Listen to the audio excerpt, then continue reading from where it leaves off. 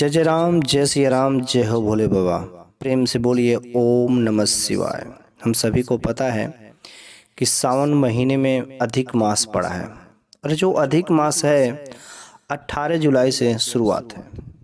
18 जुलाई 2023 से शुरुआत है और यह 16 अगस्त 2023 को जो है समाप्त है। चूँकि इस बार का जो अधिक मास पड़ा है सावन महीने के ठीक बीचों बीच में पड़ा है। सावन महीने का 2 सोमवार अधिक मास के पहले और 2 सोमवार अधिक मास के बाद, और इस अधिक मास में कुल 4 सोमवार पड़ेंगे। इस तरीके से कुल मिलाकर के देखा जाए तो सावन और अधिक मास दोनों मिलाकर के 8 सोमवार का व्रत हमारे सभी शिव भक्तों को करने का शुभ अवसर मिला है। लेकिन इस अधिक मास के दिनों में हमें कुछ ऐसे नियम है जो जानना बहुत ही जरूरी होता है। वैसे ये जो अधिक मास होता है 3 साल में एक बार पड़ता है, लेकिन इस सावन महीने में जो अधिक मास पड़ा है इसका तो बहुत ही शुभ संयोग बना है। 19 साल में ऐसा दिन आया है कि सावन महीने में अधिक मास पड़ा है। लेकिन आज हम बताएंगे कि आपको अधिक मास में कौन से नियम का पालन करना है, क्या चीज़ें करना है, क्या चीज़ें नहीं करना है, और साथ में आपको इस अधिक मास के 5वें दिन कुछ ऐसे विशेष काम करने हैं। सिर्फ 5वें दिन और कोई नहीं, बस 5वें दिन आपको इस काम को कर देना है। बस आपके जीवन से सारे के सारे समस्याएं खत्म हो जाएंगे। लेकिन जो हमारे घर के जो महिलाएं होती हैं, शादीशुदा लोग होते हैं, जो सुहागिन स्त्रियां होती हैं, यदि वे अखंड सौभाग्यवती हमेशा बनना चाहती हैं तो इस बार का जो विशेष तरीके से सावन महीने में जो अधिक मास पड़ा है इन दिनों में भूल करके भी इन गलतियों को नहीं करें और इन नियमों को पालन जरूर ही करना है।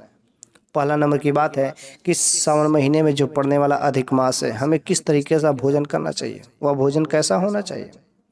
तो वह भोजन बिल्कुल शुद्ध शाकाहारी होना चाहिए। उसमें न तो प्याज लहसुन यदि हो सके तो नहीं खाएं। यदि परहेज कर सकते हैं तो भोलेनाथ की अचूक कृपा होगी। इस दिन आपको बकरी और भैंस का भी दूध नहीं पीना है। यदि आपको शुद्ध देसी गाय का यदि दूध मिलता है तब तो अति फलदायी परिणाम मिलते हैं। इन दिनों में आपको बासी खाना नहीं खाना है। पुराना खाना जो बासी हो गया हो आपको गर्म करके भी नहीं खाना है। भगवान शिव की भक्ति में तन मन धन से लीन हैं। इन दिनों में यदि आपसे हो सके तो आप जमीन पर सोएं, चटाई पर सोएं। यदि चटाई पर सोते हैं तो आपके ऊपर भोलेनाथ की विशेष कृपा रहती है। यदि आपको कहीं से मिल जाए हो सके तो एक कुश की चटाई होती है, यदि कुश की चटाई पर होती है आपको मिल जाए तो बड़ी ही अच्छी बात है। तो इस वजह से यदि आप कोशिश करें कुश की चटाई मिल जाए तो उस पर आप सोएं तो बड़ी ही अच्छी बात है। पलंग पर, कोई खटिया पर, कोई चारपाई पर, इस तरीके के ऊंचे बिस्तरों पर आपको नहीं सोना है। कुछ समय निकाल करके आपको इन दिनों में अब भगवान के नाम का चिंतन मनन जरूर करना है। उस समय बाकी सारे काम को छोड़ करके बस भगवान का नाम जरूर ही लें। ना हो सके तो 2 ही मिनट दिन के 24 घंटे में से बस भगवान के लिए कम से कम 2 मिनट जरूर दें। उसके बाद साथ ही आपको ये भी काम करना है कि किसी दूसरे की बुराई नहीं करना है। ना तो आलोचना करें, ना तो निंदा करें, अर्थात अपने जुबान को कम से कम प्रयोग करना है। क्योंकि यदि कम बोलेंगे तो शायद आपके जुबान से कुछ गलत शब्द नहीं निकलेंगे, जिसकी वजह से आपके जुबान की वजह से किसी दूसरे को ठेस नहीं पहुंचेगा। कोशिश करें कि अपने भाई से या किसी बहन से या कोई पड़ोसी हो उसके साथ में बेईमानी के बारे में नहीं सोचें, कुछ गलत चीज़ों के बारे में नहीं सोचें, ना तो किसी से झगड़ा करें। इन दिनों में आपको भोजन और वस्त्र की शुद्धता भी होनी चाहिए, अर्थात भोजन शुद्ध शाकाहारी, उसमें मांस मदिरा नहीं प्रयोग करना चाहिए। वस्त्र की शुद्धता अर्थात काला वस्त्र बिल्कुल ही भूल करके भी ना धारण करें, क्योंकि यदि काला वस्त्र धारण करते हैं तो आपके घर में उसके साथ में नकारात्मक शक्ति आती है। इस वजह से वस्त्र साफ सुथरा होना चाहिए। इस सावन महीने पर पड़ने वाले अधिक मास विशेष तरीके से कुछ खास दिन होते हैं। इन दिनों में हमें अपने माता पिता तथा गुरुजनों का तथा बड़ों का सम्मान करना चाहिए। रोज सुबह उठ करके अपने माता पिता का जरूर चरणों का स्पर्श करें। यदि आप ऐसा काम करते हैं तो माता पिता के साथ साथ भगवान भोलेनाथ के भी आशीर्वाद प्राप्त होते हैं। इस सावन महीने में पड़ने वाले अधिक मास के दिन में जो हमारे घर की महिलाएं होती हैं, उन महिलाओं को जो अखंड सौभाग्यवती बनना चाहती हैं और हमेशा रहना चाहती हैं, तो ये महिलाएं दिन में भूल करके भी ना सोएं, कुछ ना कुछ काम करें, ना हो सके तो भगवान के नाम लें, कुछ धार्मिक किताबें हो तो उसको पढ़ें। दोपहर में सोने से अनेक प्रकार के नुकसान हमारे जीवन में दिखाई देने लगते हैं। पति की अकाल मृत्यु और सारे संतान पर दुख और परिवार में कलह, सब चीजें, आलस, बहुत सारी चीजें। इन दिनों में हम सभी को चाहिए कि दान पुण्य का विशेष फल मिलता है। इस वजह से इन दिनों में यदि हम दान पुण्य करते हैं और महिलाएं यदि अपने सुहाग का सामान नया खरीद करके यदि किसी दूसरे को दान देती हैं तो इसके विशेष परिणाम मिलते हैं। एक काम जरूर करना है कि सावन महीने में पड़ने वाले अधिक मास में आपको कोई भी नया काम ना शुरू करें, ना तो कोई नया सामान ही खरीदें। छोटे मोटे सामान खरीद सकते हैं लेकिन कोई बड़ा काम ना शुरुआत करें। इन दिनों में आपको भगवान शिव के मंत्रों का जाप करना है। ओम नमः शिवाय, ओम नमः शिवाय। कम से कम हो सके तो आपको दिन में यदि समय नहीं मिल पा रहा है तो कम से कम 11 बार तो कर ही सकते हैं। यदि आपके पास थोड़ा सा भी समय हो तो कम से कम 11 माला तो ओम नमः शिवाय का जप ही सकते हैं। वैसे इन दिनों में सावन के सोमवार के दिन आप प्रायः जरूर भगवान शिव के मंदिर जाते होंगे और सभी शिव भक्तों को जाना भी चाहिए। तो जब शिव मंदिर में जाते हैं तो भगवान शिव को 1 लोटा जल सभी अर्पित करते हैं, लेकिन जल अर्पित करने के बाद उस लोटे को कभी भी खाली नहीं लाना चाहिए। उस लोटे में जरूर हो सके तो कुछ 1 ही 2 बूंद, लेकिन कुछ जो है उस शिवलिंग पर चढ़ाया हुआ जल जरूर लाए। उस जल को ला करके या तो अपने पी सकते हैं या अपने घर परिवार के सभी लोगों को पिला सकते हैं। सर पर लगा कुछ और जल मिलाकर अपने घर में छिड़काव कर दें, जिससे आपके घर की शुद्धता हो जाती है। प्रयास ये करें कि जब आपके घर का कोई मुख्य सदस्य इस खास महीने में यदि कोई घर से बाहर जाता है तो उसके जाने के बाद हमें अपने घरों में झाड़ू पोछा नहीं करना चाहिए और ना ही करें।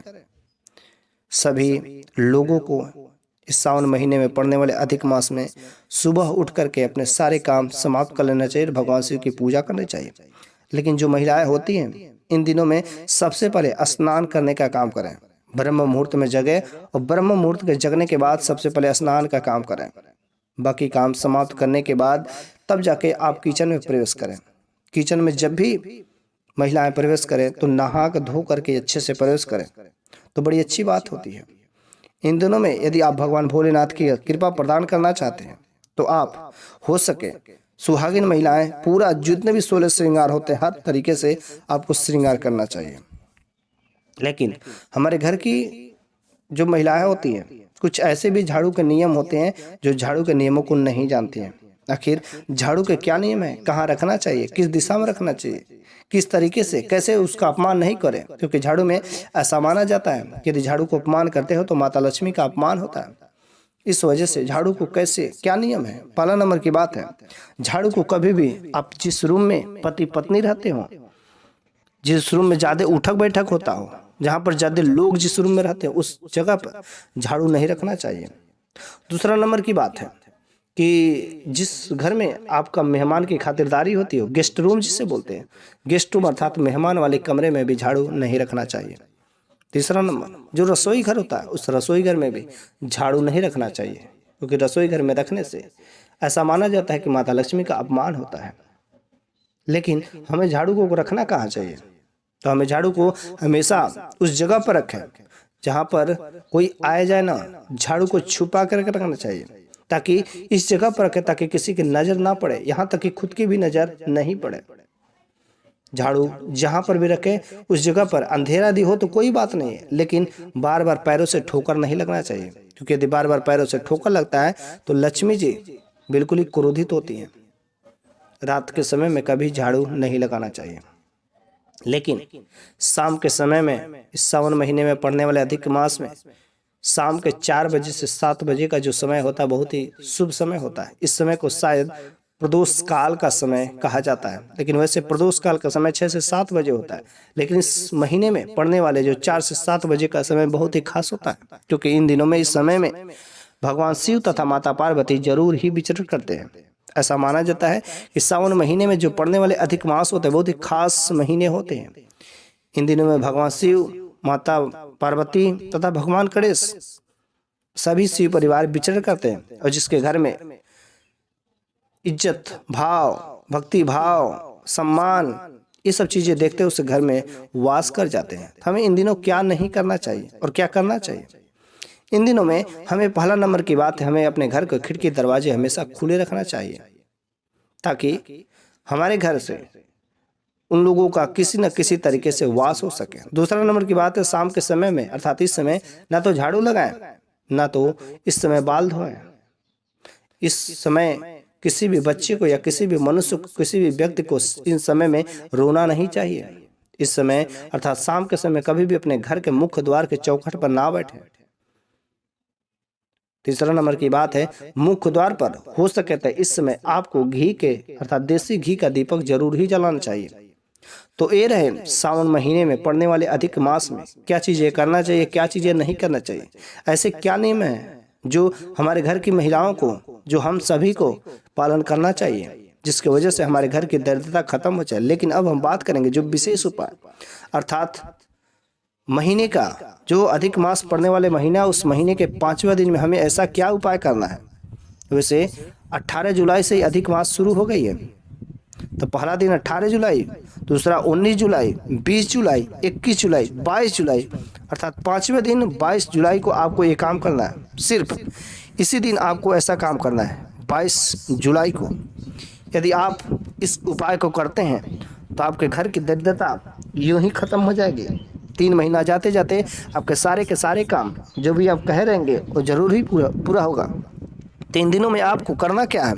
सबसे पहले सभी भक्तों को सुबह में उठना है, और सुबह में उठ करके आपको क्या करना है कि गन्ने का रस लाना है। गन्ने का रस लाने के बाद आपके घर के आंगन में या जहाँ पर भी हो तुलसी का पौधा हो तो आप तुलसी के नीचे अच्छे से धुल धेल देना चाहिए। साफ सफाई करके आपको गन्ने का रस लाना है, शुद्ध गन्ने का रस, उसमें किसी भी प्रकार का कोई बर्फ या कोई नमक नहीं मिला होना चाहिए।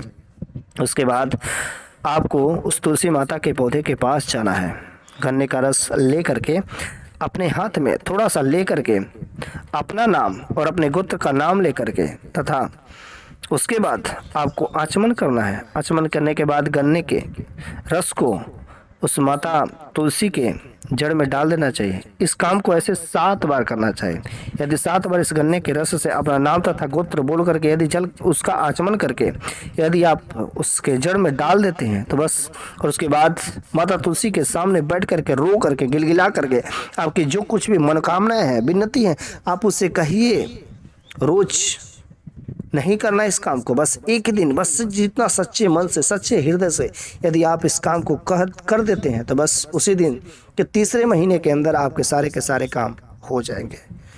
तो मेरे प्यारे सभी भाइयों और सभी भक्तों, यदि आपको मेरे द्वारा दी गई ज्ञान अच्छा लगा हो तो कम से कम इस वीडियो को लाइक करें, और यदि अभी तक सब्सक्राइब नहीं किया तो सब्सक्राइब जरूर